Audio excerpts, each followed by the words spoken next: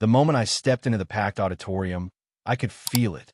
That strange energy in the air, a mix of excitement and something heavier, like a storm was about to roll in, but no one could see the clouds yet. People sat shoulder to shoulder, their eyes fixed on the stage, waiting. Elon Musk was already seated, speaking, answering questions, but I wasn't listening. Not really. I could hear my own heartbeat. My hands clenched into fists. I had to ask. The thought had been stuck in my head for weeks.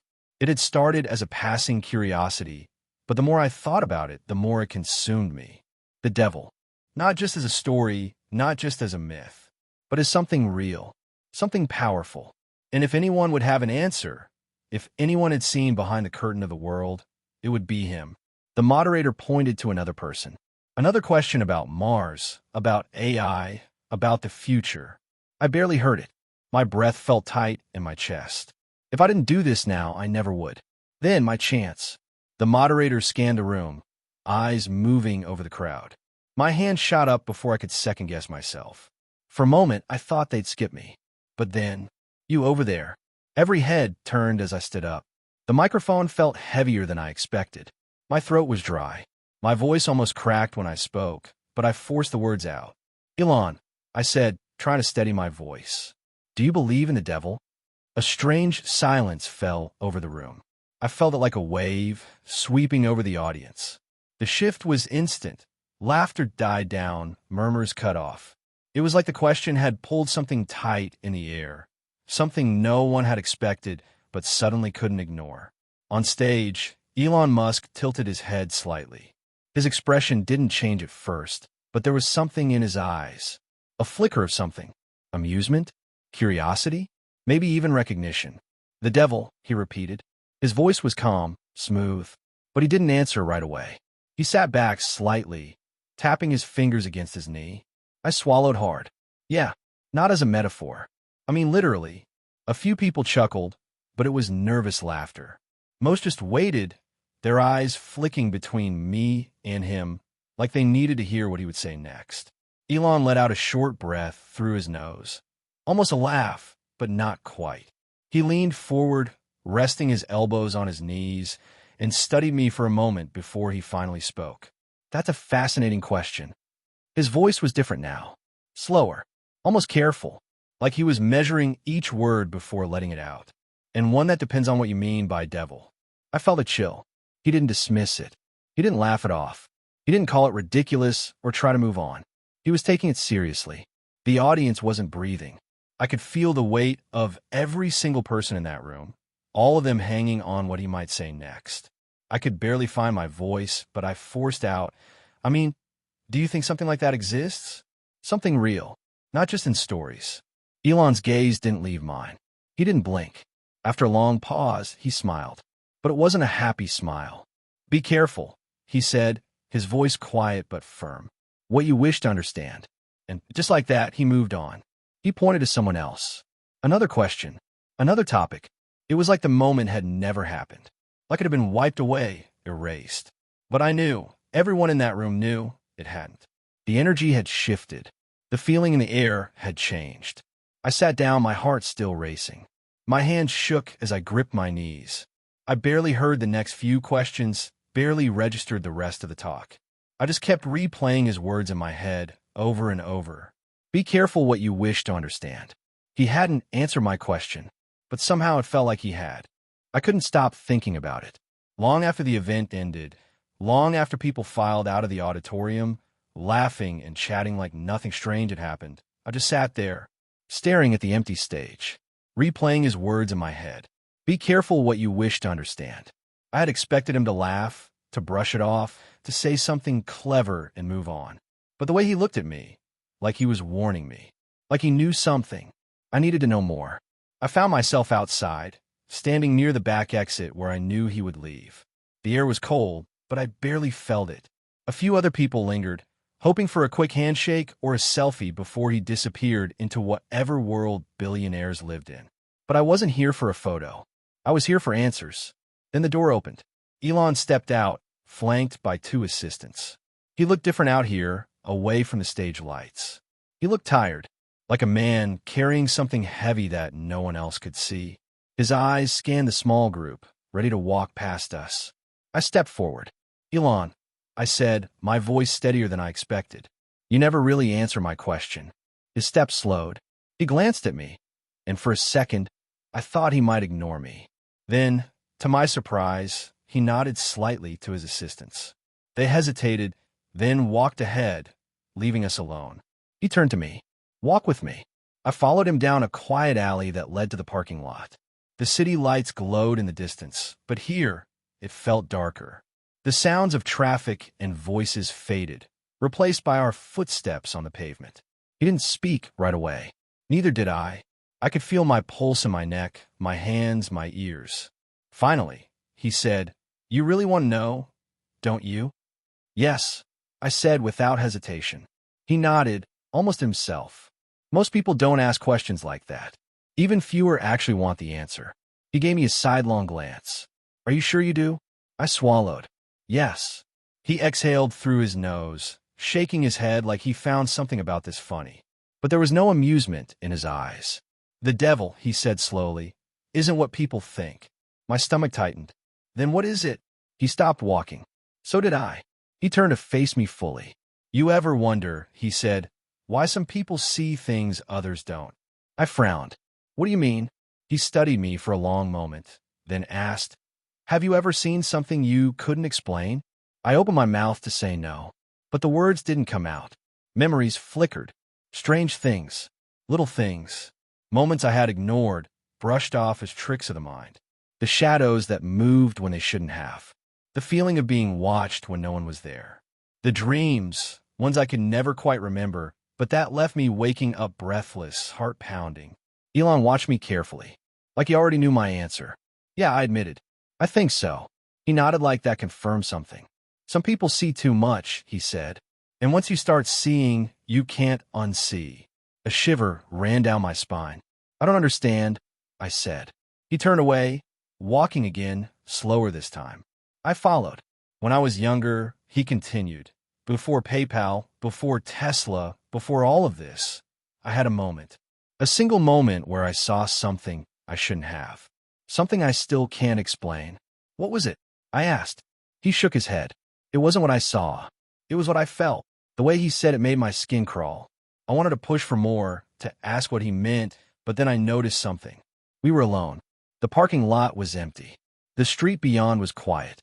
The city had felt alive just minutes ago, but now it was like the world had pressed pause. Elon, I said, suddenly uneasy, where is everyone? He stopped, looked around. For the first time, I saw something in his face I hadn't seen before. Concern. His eyes scanned the shadows, the empty sidewalk, the streetlights that buzzed faintly overhead. Then he turned to me, his expression unreadable. You feel it, don't you? He asked. The air felt thicker now, the silence deeper, like we had stepped out of reality and into something else. I nodded. Yeah, I do. He sighed. That's what I mean. Something moved in the corner of my eye. I spun, but there was nothing there. When I turned back, Elon was already walking toward his car. That's enough for tonight, he said. But, go home, he interrupted, opening the door. Get some sleep. He paused before getting in. Then he looked at me, and for the first time, his voice was lower, almost serious. If you start seeing things, he said, don't look too long. Then he drove away, and I couldn't let it go. For the next few days, everything fell off. The world looked the same, but it didn't feel the same. I kept thinking about that night, about what Elon had said, about the way the air had changed when we were alone, and the way he told me not to look too long. What did that mean? What was I supposed to avoid? Every time I closed my eyes, I heard his words again. Some people see too much, and once you start seeing, you can't unsee. It was an itch in my brain, a whisper in the background of everything I did. I had to talk to him again. I started looking into his schedule, where he would be, what events he had planned. It wasn't easy. The man was constantly moving, one day in Texas, the next in California, then suddenly in another country. But I kept digging. Then I found something. A small event, not widely advertised. A private gathering in Los Angeles, invitation only. I didn't have an invitation, but I had a plan. I waited outside the venue. It was a sleek, glass-covered building, the kind of place where deals were made behind closed doors. Expensive cars lined the street, black SUVs with tinted windows rolling up every few minutes. Security was tight, but I wasn't trying to get inside. I was waiting for him to leave. Hours passed. The city moved around me, people coming and going, but I barely noticed. My focus was on that door, on the moment he would step out. And then, he did. Elon walked out with a few others, men in suits, talking in low voices. He looked different than before. More guarded, more aware, like he knew something was watching him. I stepped forward. "Elon," I said. He turned, and the second he saw me, something flickered across his face. Not surprise, not annoyance, recognition. He sighed, rubbing his temple. "You again. I need to talk to you," I said. His eyes scanned the area. He was thinking, deciding. Then he nodded toward his car. "Get in." I slid into the passenger seat of his Tesla. The doors locked automatically as he pulled onto the street. The city lights blurred outside the windows, but I barely noticed. I turned to him. "What did you mean that night? About seeing too much?" He didn't answer right away. Instead, he asked, "Do you believe in deals?" I frowned. "Like business deals?" "No," he said, shaking his head. "Deals that aren't written on paper. Deals that change things." I hesitated. "Like selling your soul?" He smirked, but there was no humor in it. "That's the old way of thinking about it." "But yes, something like that." A chill crept up my spine. "Are you saying you made a deal?" He didn't answer. He didn't have to. The silence was enough. I swallowed. "With who?" He kept his eyes on the road. "That's the thing," he said quietly. "I don't know." I stared at him. "What do you mean you don't know?" He gripped the wheel tighter. I was young. I had ideas, visions. I wanted to build something that would change the world. But I was stuck. No funding, no connections, no real way forward. His voice dropped lower. And then something happened. The air in the car felt heavier. My fingers twitched against my leg. "What happened?" I asked. His jaw tensed. "One night, I had a dream. At least, I thought it was a dream." He glanced at me. But when I woke up, things were different. I didn't blink. "Different how?" He exhaled slowly. Ideas I hadn't thought of before. Technologies that shouldn't have been possible. And then, things started falling into place. Investors I had never met were suddenly interested. Doors that had been closed for years swung wide open. A lump formed in my throat. "And you think that was because of something?" He nodded. "I don't believe in coincidences." I felt my skin prickle. "But you never saw anything? Never heard a voice?" His hands tightened on the wheel. No voices. No shadowy figures. Just a feeling. I stared at him. A feeling. He finally turned to look at me.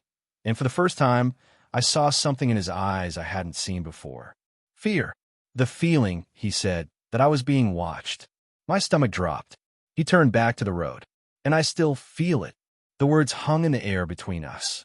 Neither of us spoke. The car drove on, the city lights stretching into the darkness ahead. I couldn't shake the feeling.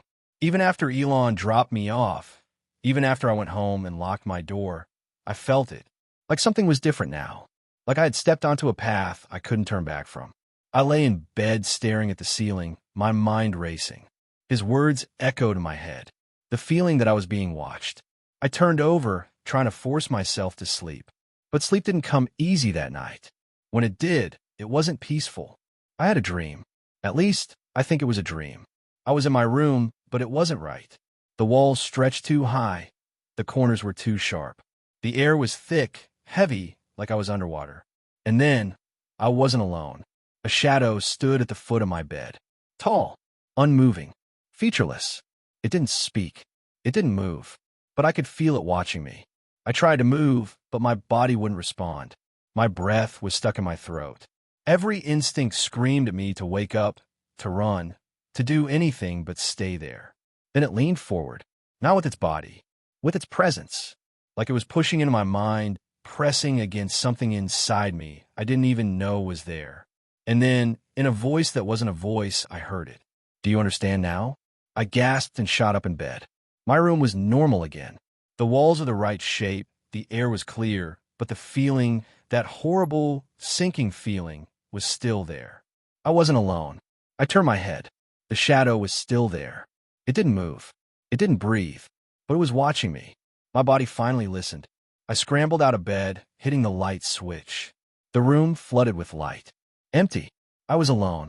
But I knew, deep down in a way that I couldn't explain but couldn't ignore, I hadn't imagined it. I grabbed my phone with shaking hands. My breath came in short gasps.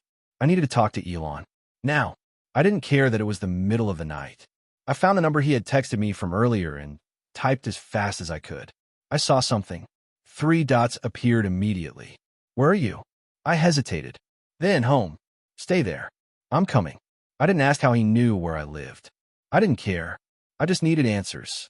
15 minutes later, headlights cut through the darkness outside my window. A car door slammed. Footsteps on my front porch. I opened the door before he could knock. Elon stepped inside, his eyes scanning the room like he expected something to be there. What did you see? He asked. I swallowed. A shadow. His jaw clenched. Did it speak? I nodded. He exhaled sharply. That's not good. My hands were still shaking. What is it? He didn't answer right away. Instead, he closed the blinds, locked the door, and sat down on my couch like we had all the time in the world. Then, finally, he spoke. I told you, he said. Once you start seeing, you can't unsee. I sat across from him. So you've seen it too. He nodded slowly. Not just once. A chill ran through me. How long? I asked. He met my eyes. Years. I felt my stomach drop. And it doesn't go away? His silence was answer enough. I took a shaky breath. So what do I do? He leaned forward, resting his elbows on his knees. You have 2 choices, he said. I waited. 1, he continued. You ignore it. You pretend it never happened. You go on with your life and hope it doesn't notice you again. I didn't like the way he said that last part. And the second. His expression darkened. You learn the truth. I hesitated. And what happens if I do? His lips pressed into a thin line. You can't go back. The words sat heavy between us. I thought about the shadow, the way it had leaned into my mind, the way it had spoken without speaking. Do you understand now? No, I didn't. But I wanted to. I met Elon's gaze. Tell me everything. For the first time since he arrived, he looked uncertain. Then, with a slow nod, he leaned back, and he started talking. Elon sat across from me, his face unreadable. For the first time since I had met him, he looked tired. Not the kind of tired that comes from missing sleep, but something deeper, something worn into his bones. You think you want to know, he said finally, but you don't. I swallowed. I do. His gaze held mine for a long moment, as if searching for something, deciding. Then he nodded. The night it happened, he said, I was alone. He leaned forward, elbows on his knees, voice steady but quiet. It wasn't like how it happened to you. There was no warning, no slow build-up. One moment I was working. The next, everything shifted. He exhaled sharply, running a hand through his hair. The lights flickered. The air changed. I don't know how to describe it, but suddenly the world felt thinner, like something was pressing against the edges of reality. I didn't blink. And then he continued. It spoke. My fingers twitched. You heard it too? I asked. He nodded. But not the way we hear normal things. Not with my ears. I knew exactly what he meant. What did it say? He hesitated. That depends, he said, on what it wants from you. A shiver ran through me. I thought I was hallucinating, he said. I wanted to believe that. But the next morning, things started changing. Opportunities appeared out of nowhere. Connections I didn't have before suddenly existed. People were listening to me in ways they never had. His jaw clenched. And that's when I realized it hadn't been a dream. I felt a weight settle in my stomach. But I still don't understand, I said. What does it want? Elon leaned back, staring at the ceiling.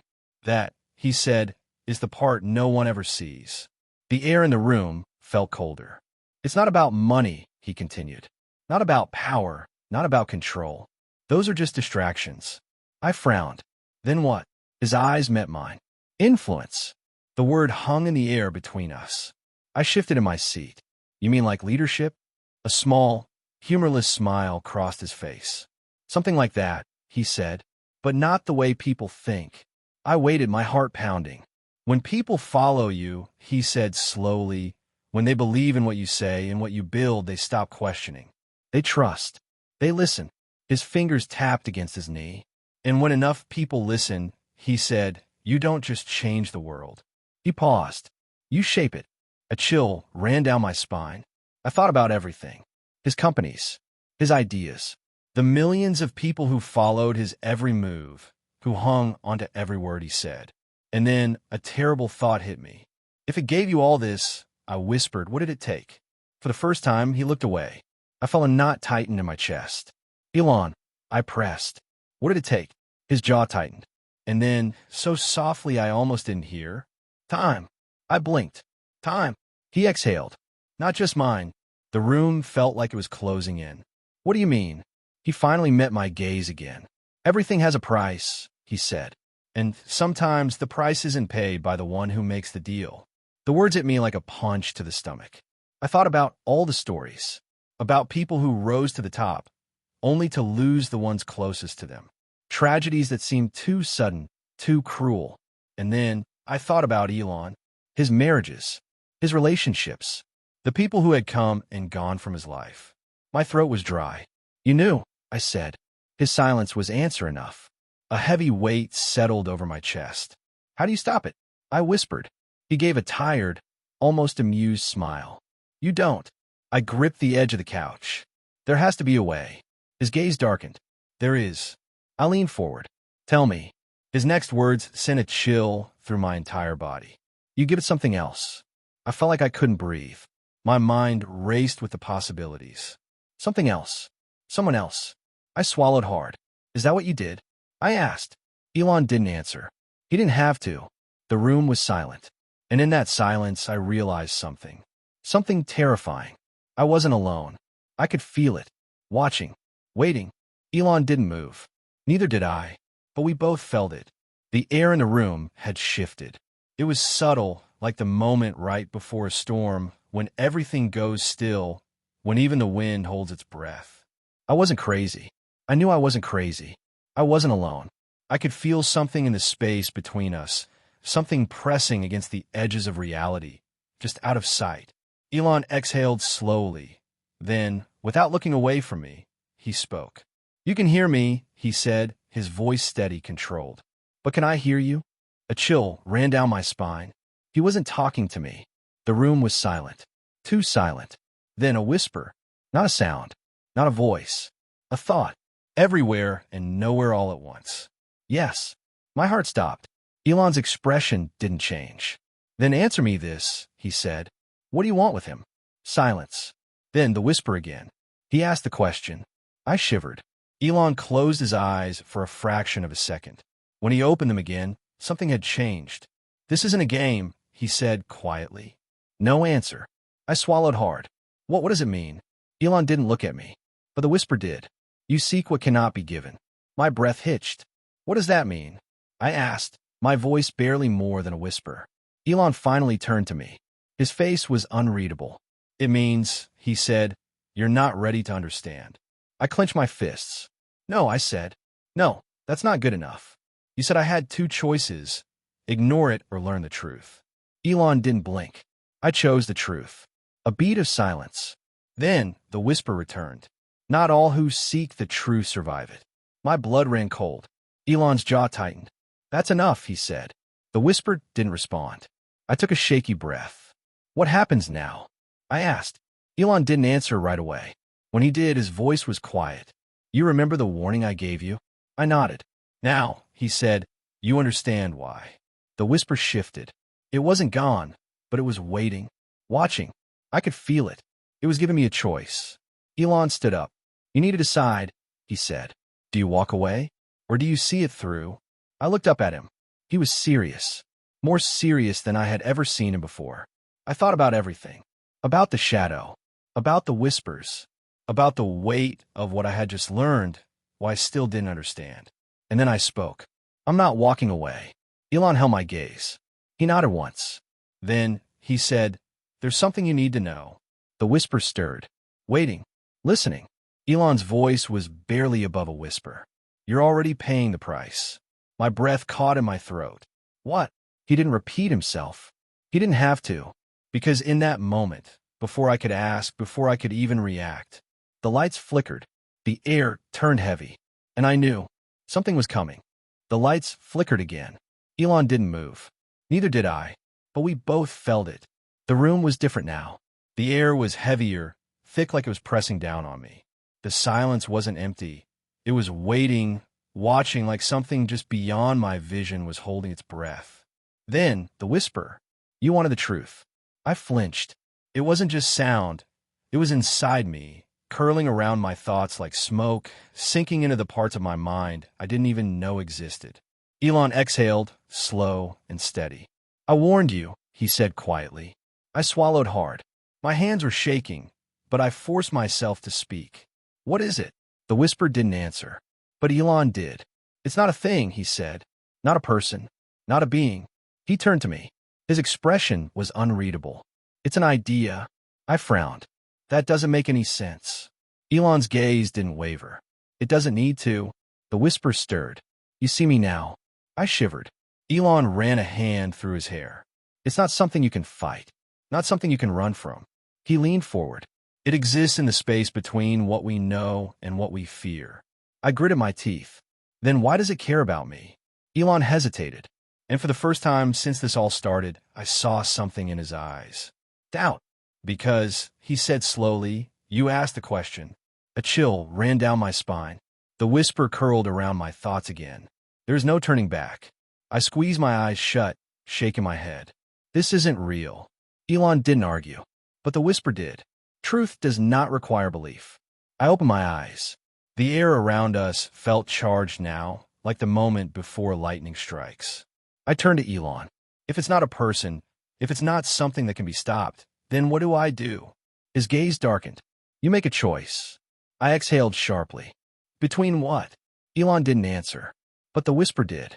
Between knowing and peace. My stomach dropped. I thought about everything that had led me here. The first question. The shadows. The warnings. I'd spent my entire life believing that knowledge was power. That if I could just understand the world, I could control it.